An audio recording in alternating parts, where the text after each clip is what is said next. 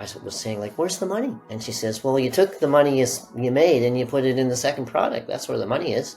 Yep. How is the profitability around that? How much do you buy? How much do you sell? What are the fees? Then you product target anybody new that's come up, and the theory being that they are spending quite a bit of money to gain some traction on that page or under that search term, and you can piggyback on them. I mean, it's hard. I always have a bit of if you've got a weak stomach, it's not really for you. Almost doubled our sales. So for total revenue, it's about 3,000 units sold. Profit margin was lower than expected. That's a new strategy I just saw, and I'm going to implement that today. And then just the PPC spend was getting out of control. See, that's a very difficult one because a lot of people say, well, you got to spend the money and you get it back, but you still have to spend the money. Did you have any cash flow issue to follow this? Oh, yeah. Hi everyone, welcome on the Amazon Seller Truth, the podcast where we interview Amazon sellers, entrepreneurs who share the realities of their business. Today we are with Bob, who was in the filmmaking industry, who is now an Amazon seller since the COVID. So Bob, how are you? You're based in Canada, how are you? I'm very well, thanks. Thanks for having me on today. Yeah, thanks for being here. Before selling on Amazon in 2019, 2020, you were in the filmmaking industry working with big actors, etc. All the stars, a Hollywood carpenter.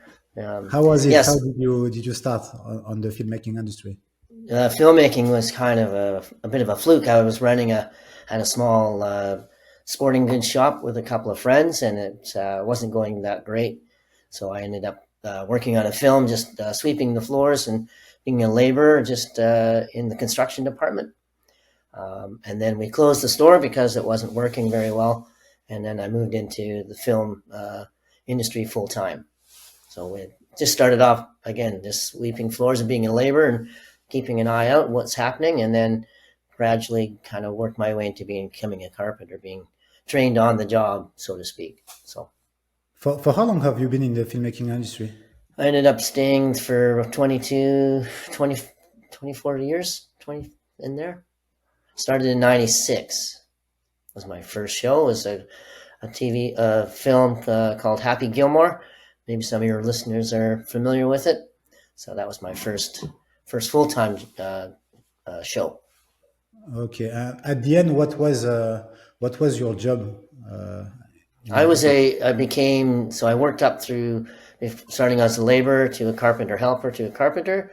Yeah. And when I left the industry, when I retired, I was what they call a lead carpenter. So I was in charge of a set and guiding all the other carpenters to get the set completed. So okay, you must have seen a lot of big names, right? Oh yeah. Lots of. Can you drop some of the people? Tom Cruise, Hugh Jackman, Matt Damon. Ryan Reynolds. Yeah. Josh Brolin. Quite a few. So Nicole Kidman. You work for so long in this industry, seeing big actors, etc., and then COVID hit. COVID hit, and we had a break here.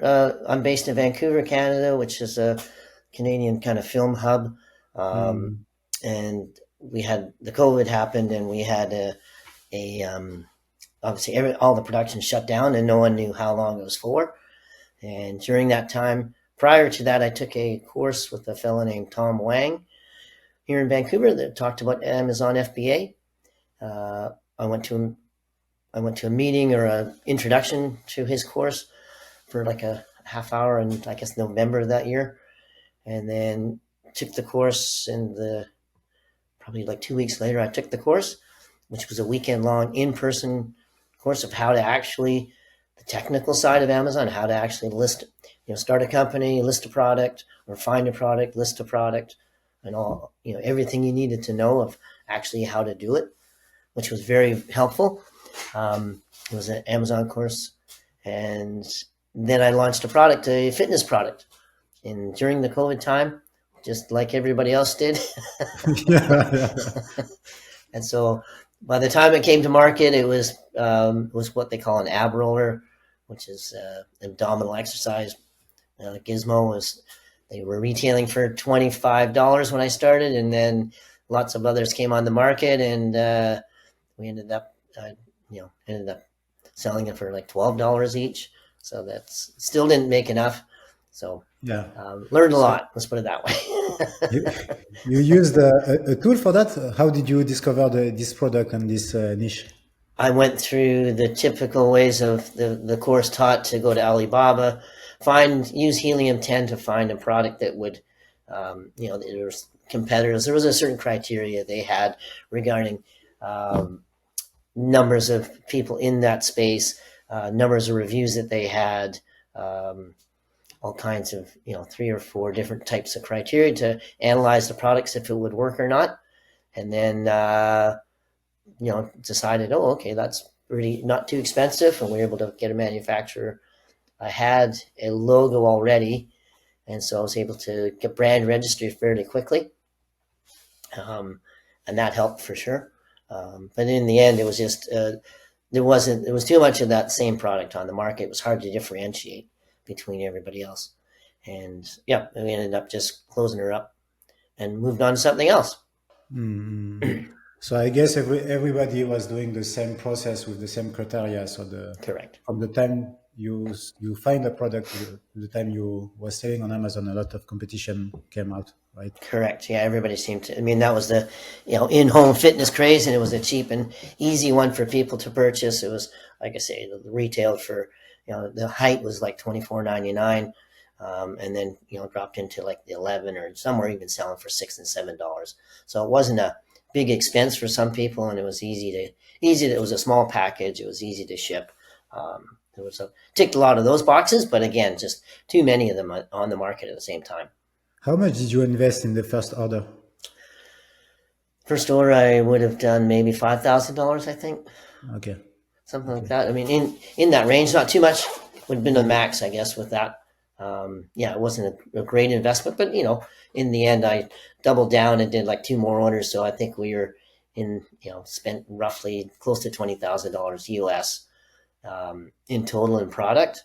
And then in the end, ended up just couldn't get rid of them, so ended up just dumping them. So, which was a shame, but it wasn't making any money. It was costing us more money just keeping it on the listing up, and all the storage fees and everything else. It just made no sense. So, But you continue on Amazon, right? oh yeah, you only fail when you quit, right? So, Yeah, sure. I'm a bit stubborn that way. So Mm, I don't like losing. So mm, I wanted to keep going, and my wife discovered a different product, complete opposite of what we were selling.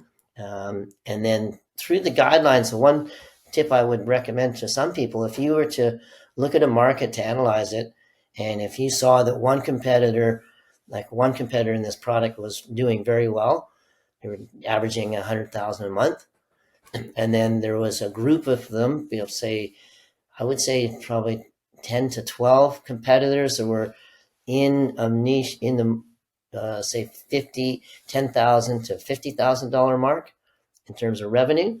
And so to me, that meant there was some bit of room for you could get in there and still make money. It didn't have to be most of the courses will tell you if it's someone's making 100,000, everybody else is making 10,000, then there's not much point because you're going to have a very difficult time getting in. But if you can find a product that has lots, some competition, but everybody's making about the same amount of money, it's not a bad one to go into. That would be a product that, like ours, is very subjective. People either like the look of it or they don't. So it makes it a little bit easier to kind of crack in there. And then from there, you can try and differentiate. So that's what I would kind of recommend, that some people, when looking for products is very difficult. And the certain criteria that most courses would pitch would be that look for something that no one else is doing, and that, which is difficult. So if you want to start, I think that's not a bad approach to take. yeah. Yeah. So this time the product research wasn't on helium-10 or something like that. It It was still on. was, yeah. I still use helium-10 to determine the Yeah. market, and again to see what the revenues were being generated. Mm, And because, like I said earlier, that there was a bunch of them making in the probably 10 of them were making between ten to $40,000 a month. That I felt that gave us a bit of room or a chance to get in, and which proved out to be correct. So Yeah. So the differentiation from the competitor was on the design? the difference was the design, correct? Yeah.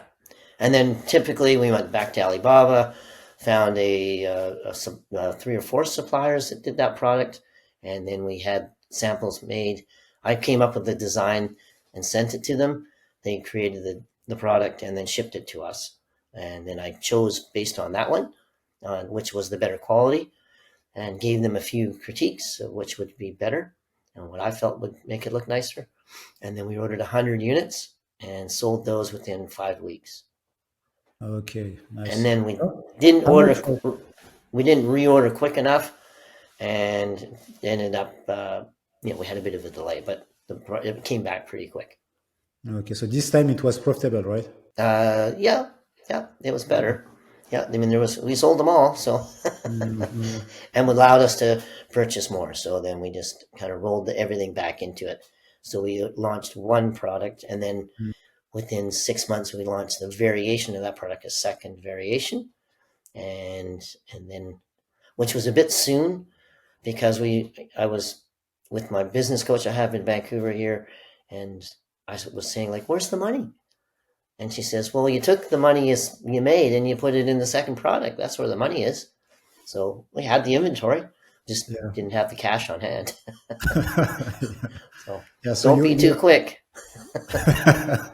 so but you had a business coach to help you out I with did. Amazon? Not an Amazon coach, more of an overall Yeah. business coach. She Okay. was, I was, short story, a friend, my wife discovered this. She wanted to get into shape, and found a fitness instructor that lived near our home. And so we started going together, and his wife was a business coach. And we started to do some fitness stuff and did some, bodybuilding competitions. I did, anyways. And then from there, we just told her what we were doing in the Amazon space, and so she offered her services, and we went with that. Just again, more of a business oriented approach, um, not necessarily Amazon directed, but she helped us out a lot, and still does. Yeah, yeah, yeah. How does it help to not be alone in your Amazon business? You ask her a question, she challenges you. How does it work? Usually we have meetings once a week and we kind of go through, at this point we're kind of into the financing of things, Mm, looking more at the numbers, which mm, I'm not really a numbers guy. I'm more of a, yeah, let's go, let's do it. And mm, so I rush ahead a bit too quick. So she's mm. trying to keep me to slow me down. So we're looking at where the money's going, right? Okay. Again, like I said earlier, I was like, where's the money? Like, so that's kind of what's her role is. She's, with lack of a better term, she'd be like the CFO, right? And Okay, helping me I in get that it. sense, I and get it. strategizing and that as well. So, Okay, I get it.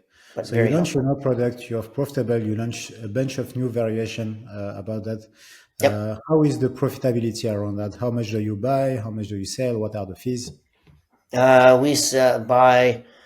Well, I'm kind of going through a little shift right now because um, what is going on, and I'm sure you're aware, in Amazon, this new creation of these inbound shipping fees. So the old model that I was using was had a 3PL in the US that was shipping from our supplier to the 3PL and then drip feeding them into Amazon because we were finding that some of the units were getting lost after a certain amount. Like we'd send 100 units in and they were losing some of them. So that was a bit of a problem. So we were, like I say, drip feeding them in, so to speak. But now with the new inbound fees, it's making it less feasible. It's just costing too much. So each time, I send them in Amazon, for instance, we have two 3PLs we're working with at the moment, one on the West Coast and one on the East Coast. The East Coast inbound fees are cheaper than the West Coast inbound fees.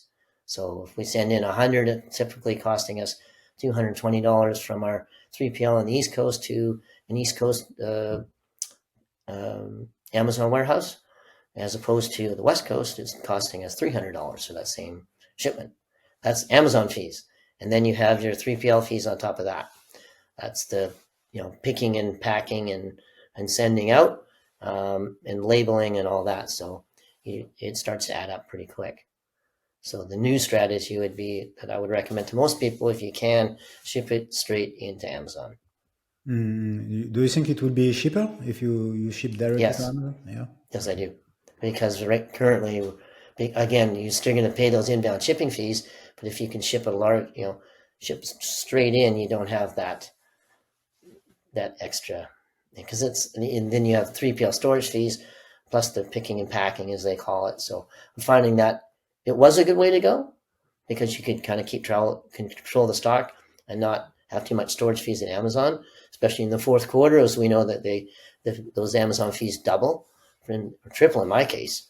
So they go from 68 cents to $1.78 per unit, right? So you want to minimize that. But yeah, I'm just finding that that's an older model that I don't think really works anymore. Yeah, and after that, now how many products and how many variations do you have? We currently have there's from the original one we have 4 variations of that, and then Yeah. we launched spun off of that. We spun off 4 more off of that one.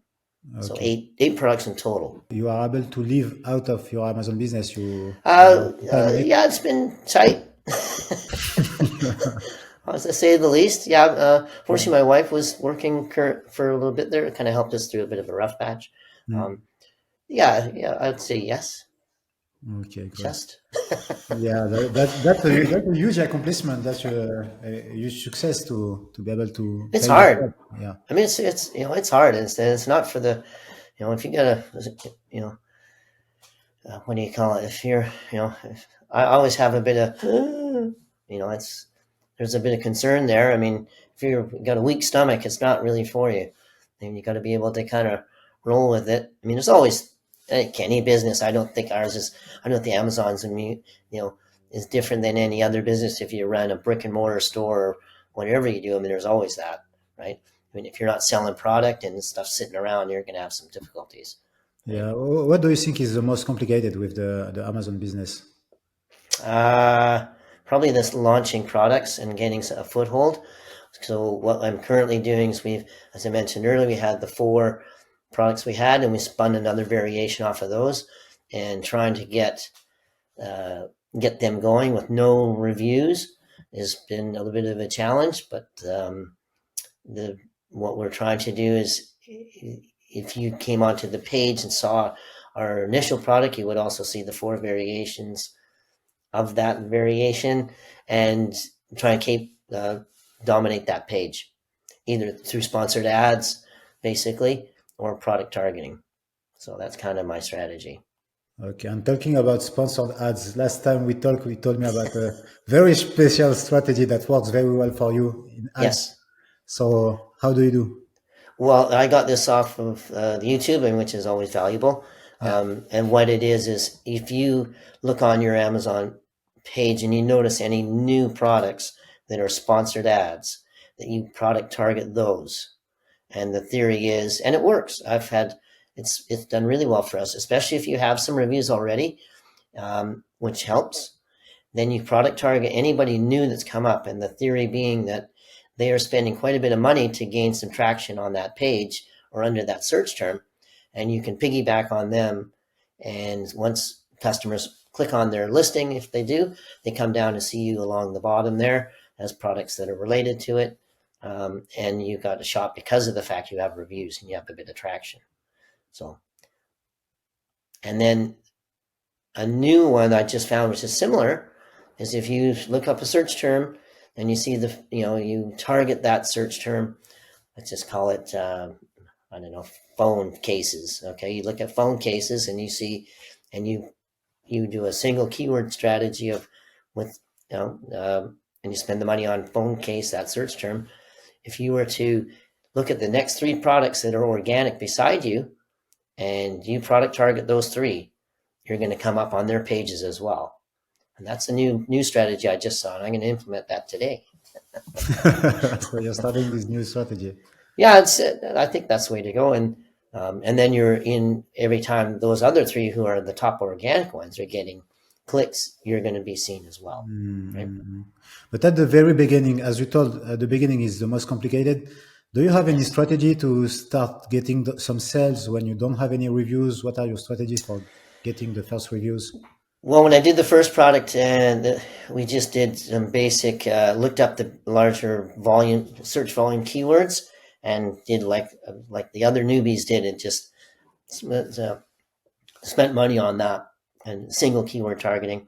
Um, Ours is pretty specific, so I didn't really need to go and do a broad match like these broad ones as people do to like search terms to find the relevant search terms. I think if you look at your search query performance on Amazon, I think you can find enough there. Helium 10, obviously.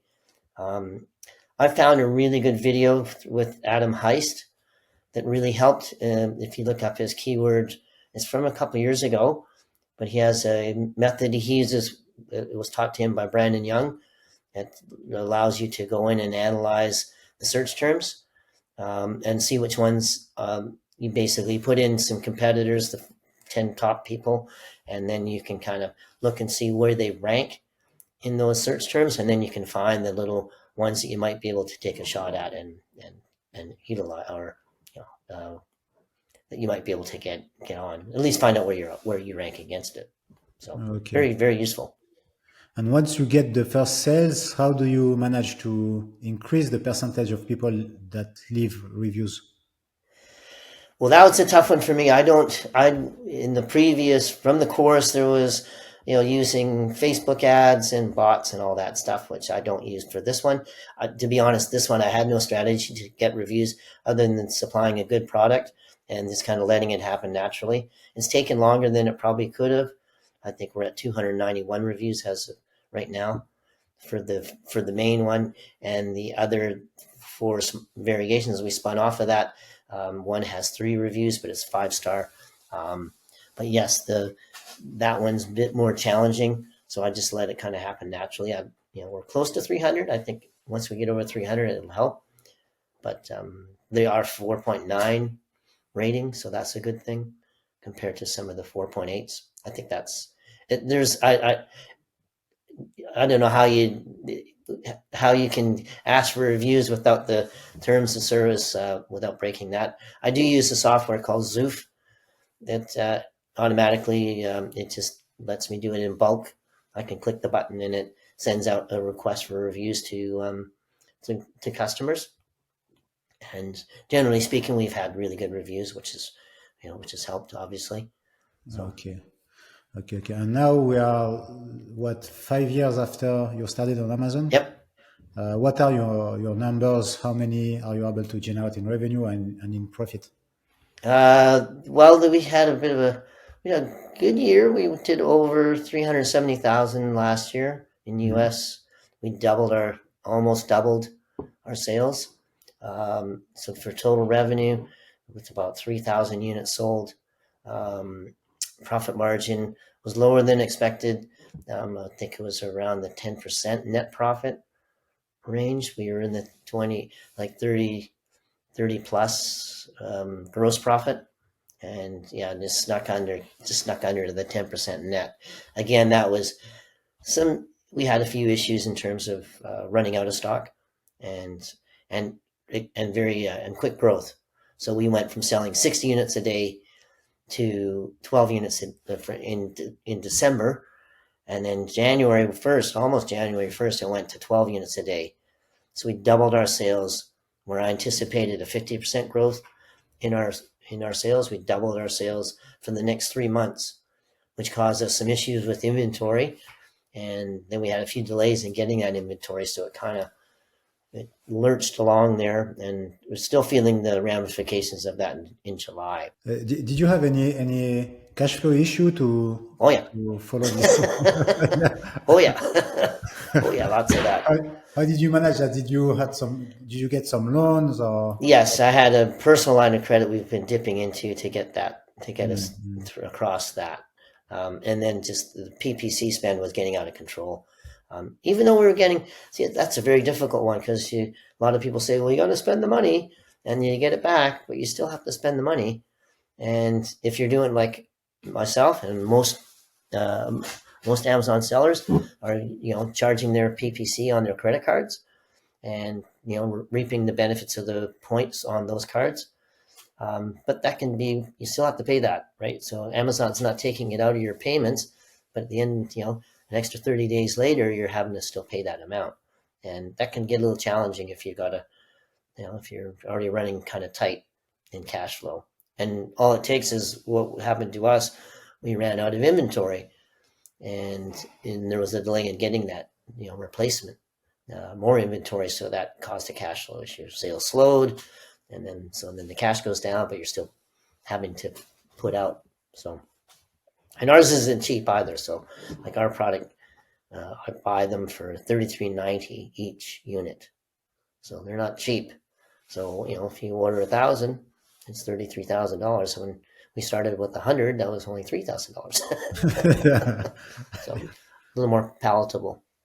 So Yeah. And how does it take to manage a business of this size? Today, what is your daily routine on Amazon? What do you do? What takes time to manage? daily routine would be wake up and see what sold during the night or during the morning. I go to the manage orders and I click on, ask for reviews. And then I've been a mutual friend of ours, Steve Timson, put me onto the seller board. So I'm starting to discover how to use that tool, which I find is quite useful, just because it gives you more granular numbers to what you're looking at, and gives you what you spent on PPC per item or per product. So how many clicks did that one get? How many did that, and you're getting to see what your spend is. So that's a bit better. And then, which has been, like I say, very helpful. And then also and then I would kind of go through and see what do I need to ship some in? Do I need to then look at the PPC and look at that spend? It's so difficult. I'm finding PPC very, very difficult. How do you Just manage it, the PPC? poorly. I Still on don't. the Amazon Ads console? I'm sorry. You still on the Amazon Ads console? Yeah, Okay. yeah. Okay. I find it's so difficult. I mean, there's so many different strategies. You go to YouTube and there's all kinds of stuff, right? And there is one I'm following right now. Dr. Travis Ziegler. I'm not sure if you've ever heard of that fella. Very detailed, um, and he was the one that gave me that idea for the new one where you target the top 3 organic has product targets, and so he seems pretty good. He's very detailed, but I'm finding if you have some knowledge of PPC, that he's not bad to kind of check into. So, but YouTube, there's all kinds of these guys, right? So, Yeah, yeah, yeah. and There's also, yeah, Mina Ideas, Dan Rogers, a lot of YouTubers talking about PPC on the US yeah, space. I think that's the biggest hurdle for most people is how to manage that one, because it's expensive. I mean, it can, before you know, I mean, even if you set your budgets at $30 a day, it adds up quick. Running multiple campaigns, and my first track when I first did it, I was running all these campaigns, and you know, they do. It was the course was teaching you doing these blocks. You do the exact match and broad match and phrase match, and running them all at the same time. It was like the first. I was like, oh my god! After the first week, I'd spend $1,000. I was like, oh, the $30 budget for each of them. It was just unattainable. I mean, just too difficult to. You know, everything was going into that. So Have you tried to delegate to an agency, freelancers, or I have even a no, I tool? have not. I've Yeah, thought about it, yeah, um, but at the same time, from some earlier stuff that I'd listened to, a lot of people said you should know it yourself. yeah. If you go to, like, Josh Hadley is really good that way. He says you should have before you hand anything off, you should have a fairly good understanding of how it works, so that you can tell if it's working or not. I mean, no one you're going to hire is going to have the same interest, or is going to put in the same energy that you put into your own thing, right? So it's best to know what's going on before you hand that off. or at least understand it. Yeah, yeah, sure, sure. But today you're still able to manage it manually on the Amazon Ads Console. Yeah, to a point. Like I say, it's our product is a little bit unique, and um, Mm. we don't have repeat buyer. We have very few repeat buyers. So we have had some, which is okay, but we don't rely on that. So I'm a constant. The way I look at it, I'm in a constant launch strategy. So I need to kind of, that's the way I look at it. And then again, using that newbie approach, as I mentioned earlier, I think that has been very effective. I think we've, just this month alone, I think we've snagged almost 60 units out of that. So, One of the very interesting thing I see in your journey is that you are able to surround yourself, even in the beginning, with someone advising you on the business side. You also meet other Amazon sellers in event and things like that. When did you start to meet other sellers, and how what does it bring to you? well, that's a good point. How did I get into it? I went to Austin, Texas for this, um, what's his name now? I can't remember. For a SellerCon, I think it was. It was a big event in Austin, and it was really just to kind of get motivated and try and see if we could learn something new. And so we went to that. It was a weekend event, and which was really good. It was a little bit of a hype. It was more directed at people that were new and or starting out, um, which was good. But there was some really good names that came up and gave talks and stuff. So there were some big hitters there. And then rubbing shoulders and meeting them afterwards, which I found quite exciting. Getting to see these people on YouTube, and then you're actually getting to have a chat with them. And they're the one thing I find about the Amazon business is it's kind of funny. We're as both of us are out in our homes right now talking to each other here, Yeah, but you don't meet anybody. You don't see anybody other than that. yeah, sure. Do you know what I mean? So Yeah, you get a room full of Amazon people, and they're nothing like they're all like this, just tap tap tap tap, yeah, right? yeah. So which is kind of funny, and I found the people that gave the talks. Vanessa Mm. Hung was one of them. Aaron Cordovez, a few others, and uh, and they were good because they made time for everybody, right? They were just as interested to talk to people as I was to talk to them, right? So I went to that one, and then I went back to Austin, Texas for a 1 day summit. It was called E-Climb Summit, and that was a very small event in a house. And there was some good speakers on that one. Um, that was through Kylie Bendall was the person that put it together. She was really good and put on an excellent event. And that's where I went with our mutual friend Steve. We both went together. I flew down on the Wednesday. The conference was Thursday. No, Tuesday night. Conference was Wednesday. Came home Thursday. So it was quick. A lot of fun. A lot of fun.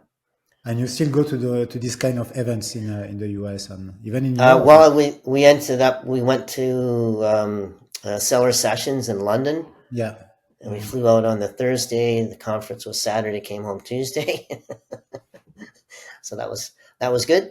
Brandon Young spoke. Ben Leonard was there. Adam Heiss gave his Rundquist gave his last speech there, and a few other kind of higher name. John Durkitz was also there. Was really good. So we went to that event, and then we are going.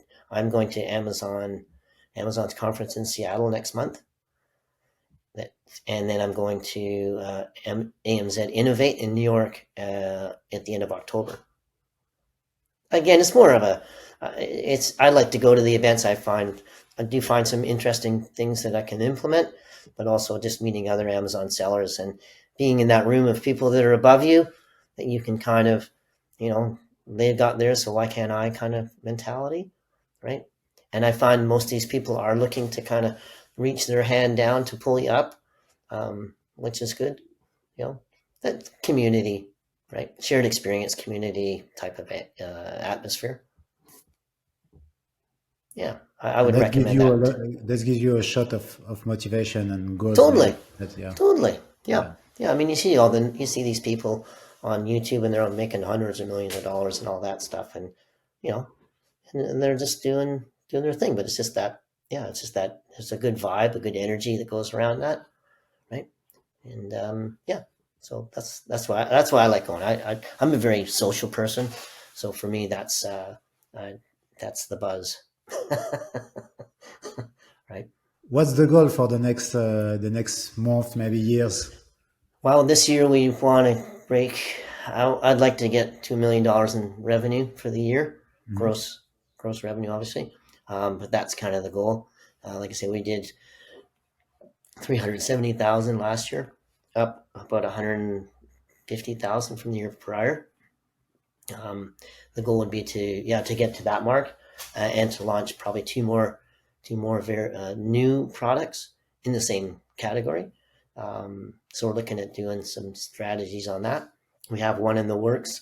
We're working with a designer that I met on a plane from LA to Vancouver. On the way back from from Austin, I was talking to a fellow sitting beside me, and we were talking about what we do for a living. He was an architect slash designer, and then I told him what I did, and he went, "Oh!" And then he shows me some pictures of things he made that are very similar.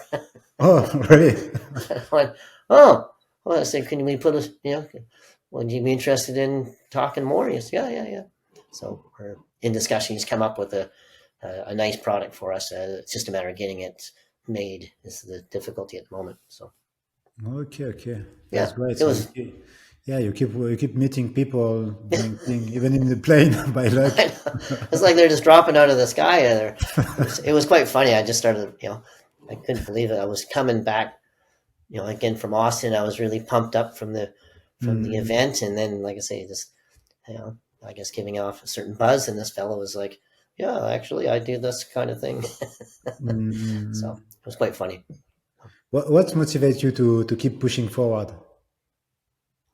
Uh, I'm competitive by nature, so I just like to, I see where we're at, and I think, okay, we got here, and yeah, I just like to just it's the competitiveness of it, only for personal, right? It's not like I'm out to get everybody and beat them all. I just want to succeed myself, right?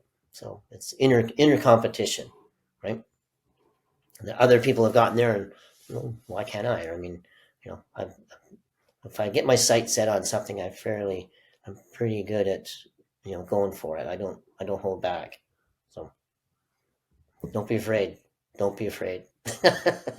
Great, that's a great message, and Yeah, I hope you it's you will reach your goals of 2,000 2 millions million a dollars. million. Yeah, Yeah, not thousand there's millions. a Right. million. A million in revenue for this year is what we're after. So Yeah, we got till April to get her done. So that's our year end. So yeah. I I hope think we're you'll reach that. Do you follow any YouTube channels, trainings? Where do you learn? yeah. The ones I kind of keep an eye on would be, as I look at my thing, would be Mina Ellis, Yeah, Econ Breakthrough with Josh Hadley, which is very good. I think he's probably been, other than Adam Heist, he's been really good. And I actually did a he offers, if you listen to his podcast and you send him an email, he offers a one-on-one session to some people. And he was really good in helping me kind of look at how we can go forward. So I would recommend his podcasts are excellent. He has some of the top people on there, and the conversations are good. Got lots of little tidbits out of that. what's the name of the podcast? It's called Ecom Breakthrough, Okay. Ecom with two M's, Yeah. Breakthrough with Josh Hadley. And the other one I like, which I find is really good, is Adam Heist, although he hasn't done anything lately that I see. And of course, Stephen Pope, at my Amazon guy. He's a good all around one. I think if you have any detailed things you're looking into, he's good for that, right? But the one thing I would say is some of these guys are focused more on starting an Amazon thing, as opposed to people like myself that are looking to move on or to that next level, that we've already had a product, we've already launched a product, and it's already working. And how do we go from there, right? How do we scale? It seems to be the buzzword, doesn't it? Right? Yeah, yeah, it is. Everybody. Everybody talks that one. So how do you? And that's where I find those people that I follow are more Mm, in helping you in that way, right? okay. Okay, great. We'll share the YouTube channels of those guys. So yeah. Yeah. Yep. Bob, thank you very much for sharing Oh, your you're story. welcome. Oh, you're That's very welcome. that helped a lot, and Yep. I wish you to reach that $1 million, and maybe we can do another interview with new Sure. tips and things Yeah. to share to the Yep. community. I'd love So to. Anytime. Anytime. sure. And Thank you did for you? being here, Bob, You're welcome. and see you in the next time. See you. Okay. Bye bye. Okay. See you.